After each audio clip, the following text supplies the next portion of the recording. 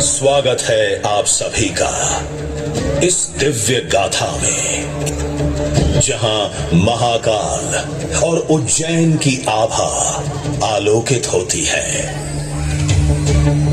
आपसे विनम्र अनुरोध है कि कृपया अपने मोबाइल फोन्स को साइलेंट मोड में डालें या स्विच ऑफ कर दें, ताकि आप इस प्रस्तुति का संपूर्ण आनंद बिना किसी व्यवधान के उठा सकें। इस शो के प्रस्तुतकर्ता हैं उज्जैन स्मार्ट सिटी लिमिटेड। निष्पादक हैं मध्य प्रदेश पर्यटन। तो प्रस्तुत है महाकाल की शक्ति, उज्जैन की भक्ति।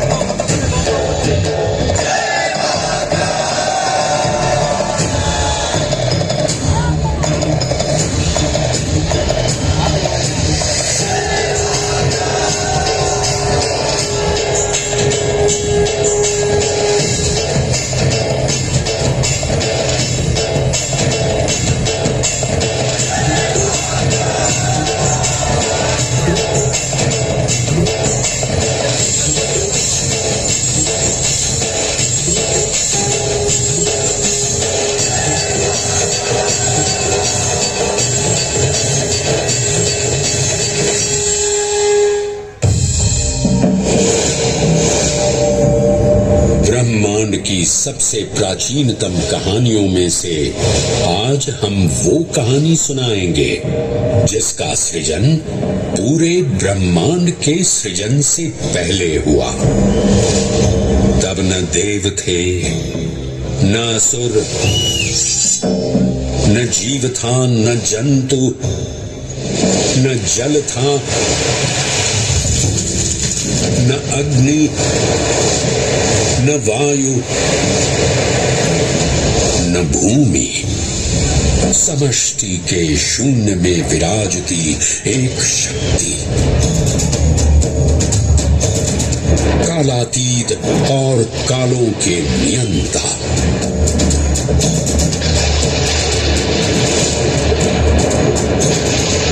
विधाता भी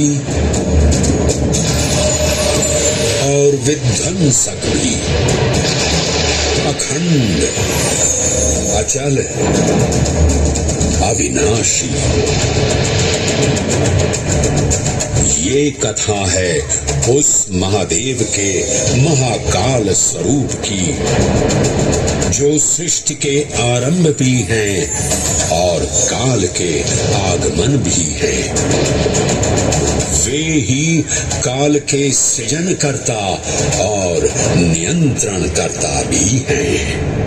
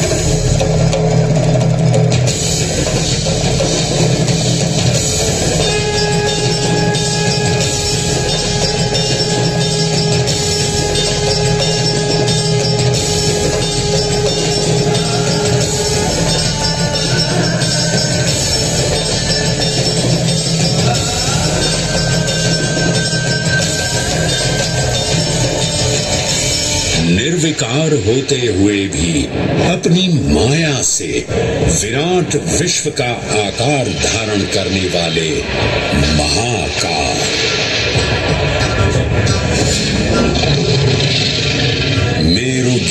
धनुष और भगवान विष्णु को बाण बना दैत्यों के 3 पुरों का नाश करने वाले महाकाल, वो महाकाल जो तीनों लोकों में विद्यमान सभी शिवलिंगों में प्रधान है।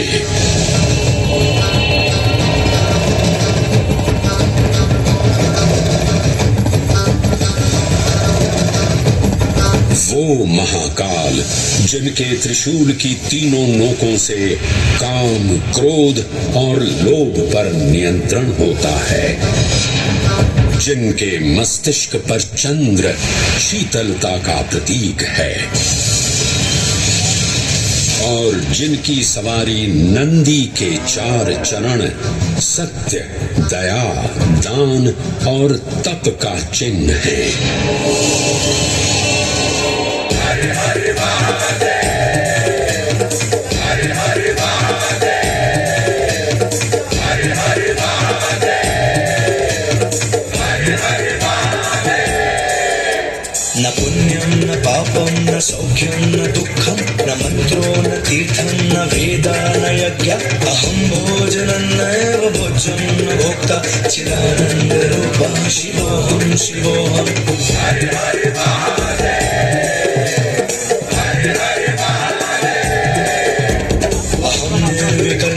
निराकार रूपो विभुत्वान् च सर्वत्र सर्वेन्द्रियाणां न चासङ्गतं नैव मुक्तिर्न मे चिदानन्दरूपः शिवोऽहं शिवोऽहं चिदानन्दरूपः शिवोऽहं शिवोऽहं चिदानन्दरूपः शिवोऽहं शिवोऽहं चिदानन्दरूपः।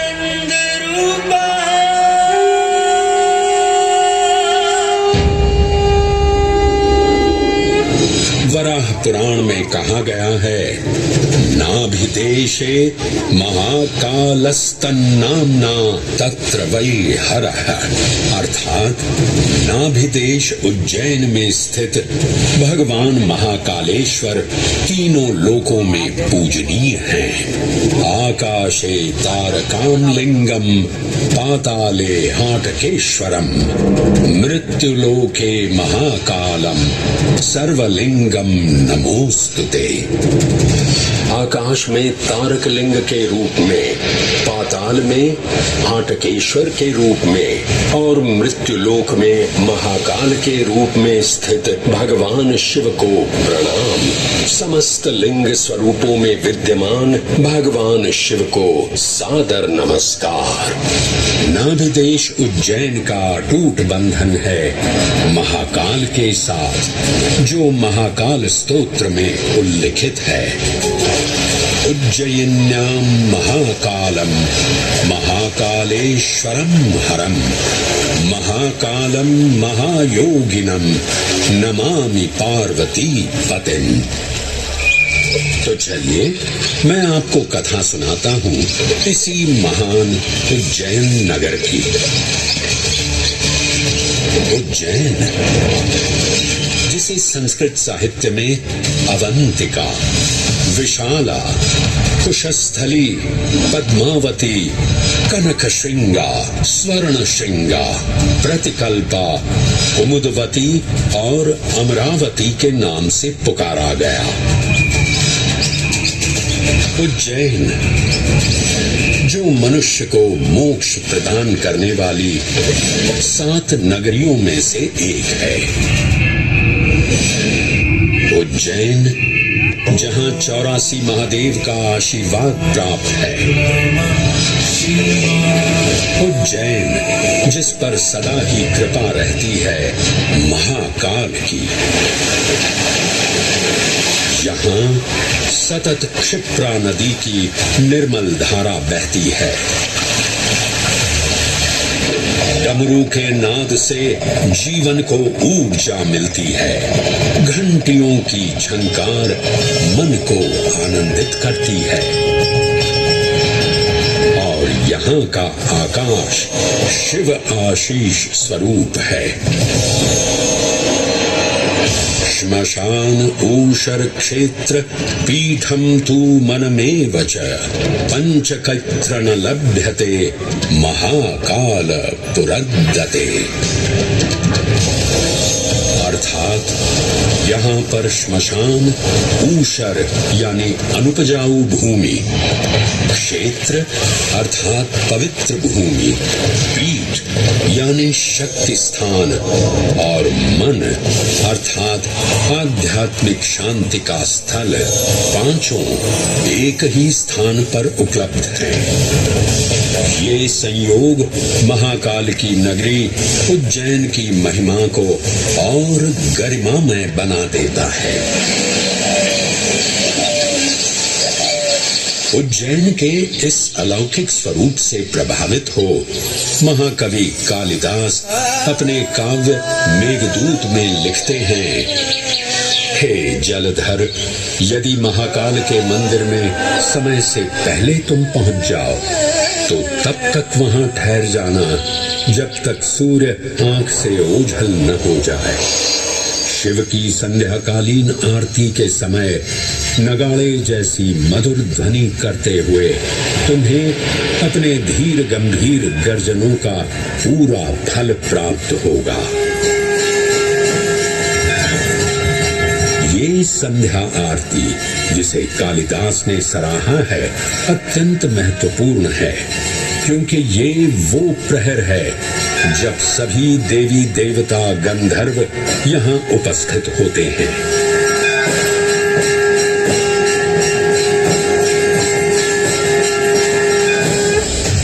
उज्जैन की महिमा अद्वितीय है।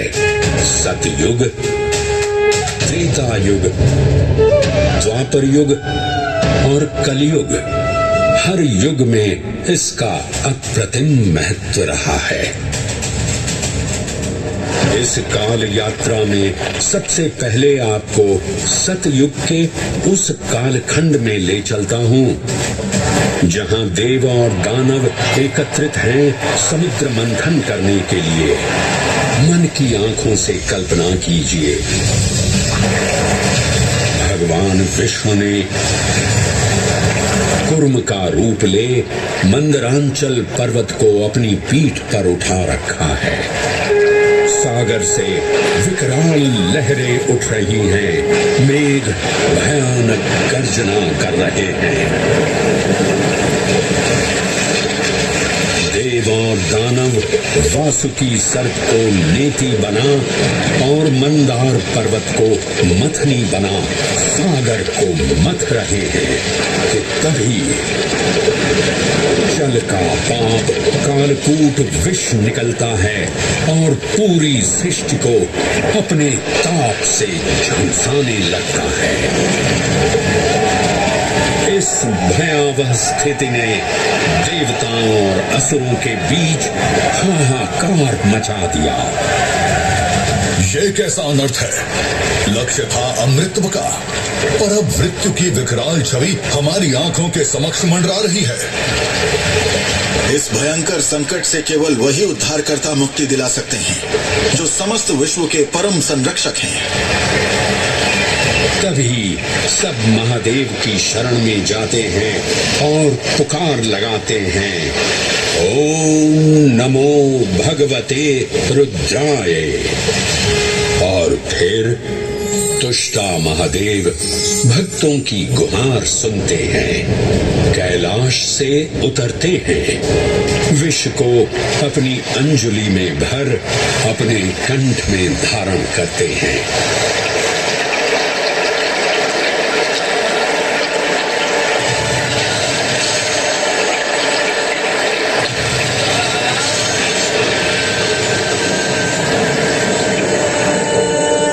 अंततो गत्वा सागर मंथन से अमृत कलश प्रकट होता है। जैसे ही अमृत प्रकट हुआ, दानवों ने इसे केवल अपने आधिपत्य में लेने की आकांक्षा प्रकट की और संघर्ष छिड़ गया। आज यदि हम इस अमृत को प्राप्त कर सकें तो हम देवताओं पर हमेशा के लिए प्रभुत्व स्थापित कर पाएंगे। अमृत अपात्र हाथों में ना जा पाए, क्योंकि ये अपनी शक्ति का असीम दुरुपयोग करेंगे। इस अराजकता के परिणाम स्वरूप अमृत की कुछ बूंदें छलकी और पृथ्वी तक पहुंच गईं। 4 स्थलों पर स्पर्श हुआ इन बूंदों का। हरिद्वार, प्रयागराज, नासिक और उज्जैन। अमृत की इन्हीं बूंदों के कारण उज्जैन में हर 12 वर्ष पर कुंभ सिंहस्थ मेले का आयोजन होता है। भगवान शिव की लीला देखिए। लोक कल्याण के लिए स्वयं विषपान किया और अपनी नगरी पर अमृत वर्षा करवाई। अमृत की पावन बूंदों से अभिसिंचित ये दिव्य उज्जैन भूमि रामायण के पृष्ठों में भी सम्मिलित हुई।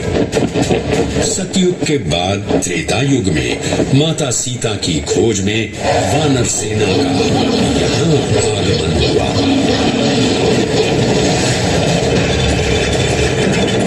समय की इस यात्रा के माध्यम से अब प्रवेश करते हैं वाल्मीकि रामायण के किष्किंधा कांड में।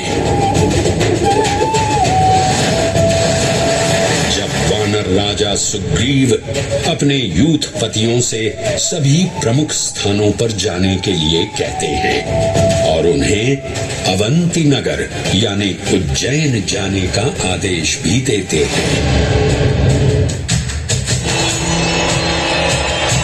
मेखला उत्कल के क्षेत्र, दशर्न के नगर, आब्रवंती, अवंती और विदर्भ के राज्य, साथ ही माहिष्का के आकर्षक राज्य में भी पूरी तरह से खोजना होगा।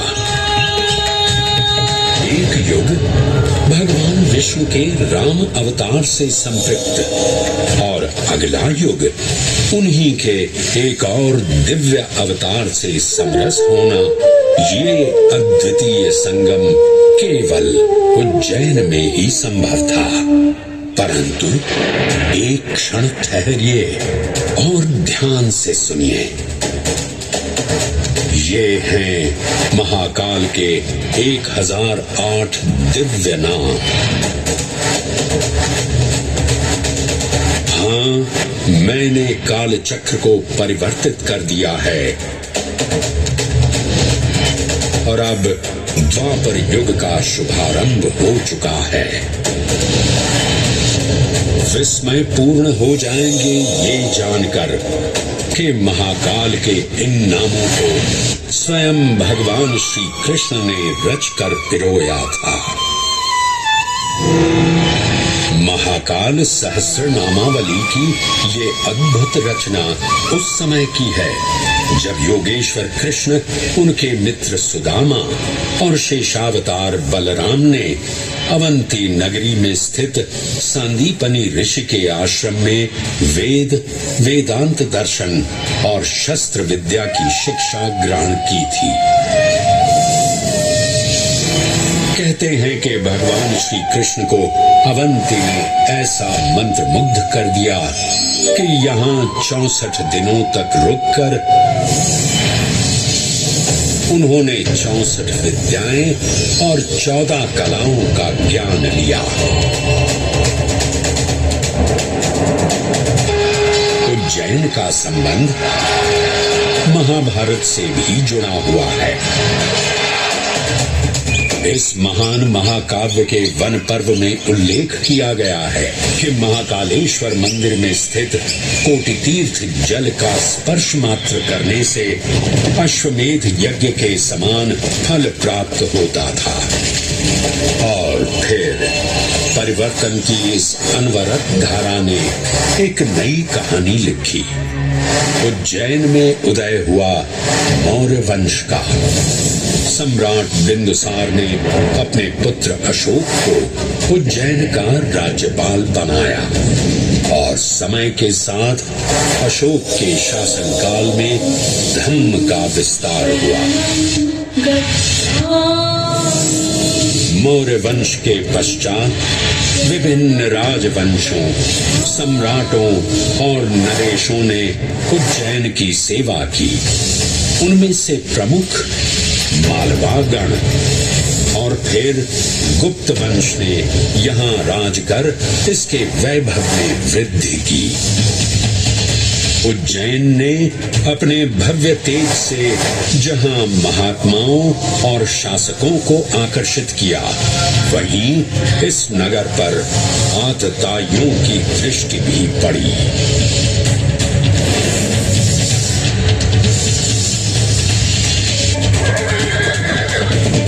शक मध्य एशिया की खानाबदोश जनजाति थी, जिन्होंने उत्तर पश्चिमी और मध्य भारत के कुछ हिस्सों पर आक्रमण कर अपना शासन स्थापित किया। ईसा पूर्व प्रथम शताब्दी में जब भारत शकों के अत्याचार से त्रस्त था, तब उन शकों ने उज्जैन पर भी कब्जा कर लिया और फिर उज्जैन में उदय हुआ एक तेजस्वी योद्धा, महाराज विक्रमादित्य का। एक तरफ शकों का बल तो दूसरी तरफ विक्रमादित्य का अद्वितीय पराक्रम। विक्रमादित्य की तलवार महादेव के तीसरे नेत्र सी चमकी। प्रचंड युद्ध हुआ। महाकाल की कृपा से शूरवीरों ने शकों को परास्त किया और उज्जैन में गणतांत्रिक शासन स्थापित किया।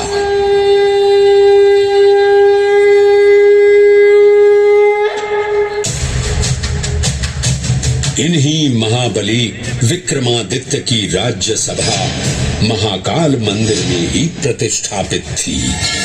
आज भी इस मंदिर की घंटियों में विक्रमादित्य की वीरता और शौर्य की प्रतिध्वनि गुंजायमान होती है। राजा विक्रमादित्य और शकों के मध्य हुए युद्ध ने उज्जैन को कालचक्र से अभिन्न रूप से जोड़ दिया, क्योंकि जिस दिन उनको विजय प्राप्त हुई, उस गौरवशाली उपलब्धि के सम्मान में एक नवीन पंचांग का शुभारंभ किया गया, विक्रम संवत पंचांग। आज भी कई हिंदू पर्व और धार्मिक अनुष्ठान विक्रम संवत पर आधारित हैं।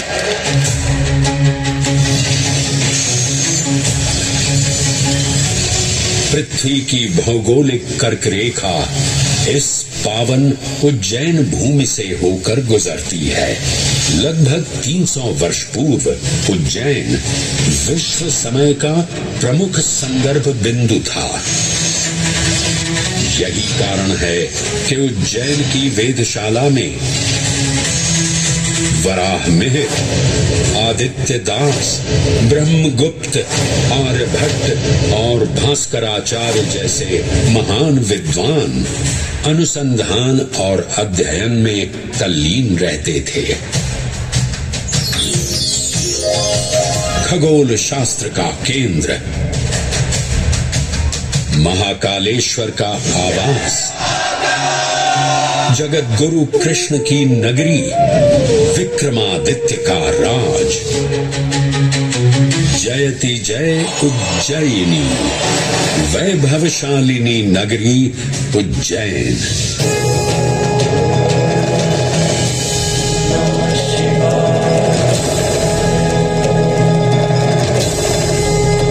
श्वासों को शिव मंत्र से अलंकृत कर, मन को भाव की गंगा से निर्मल कर, जो भी उज्जैन में महादेव की शरण लेता है, उसका कल्याण होना निश्चित है।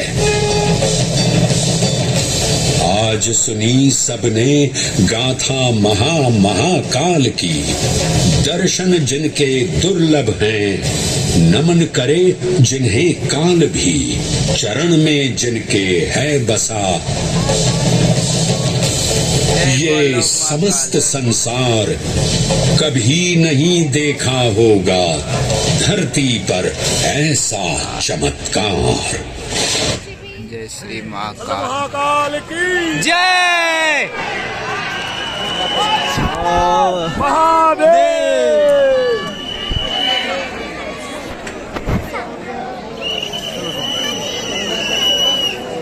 23 मिनट के बन लो, 25 मिनट के फिर वीडियो बन लो। बहुत बड़ा वीडियो, बहुत बड़ा वीडियो बन लो। बाप रे भीड़ देख रही है, भीड़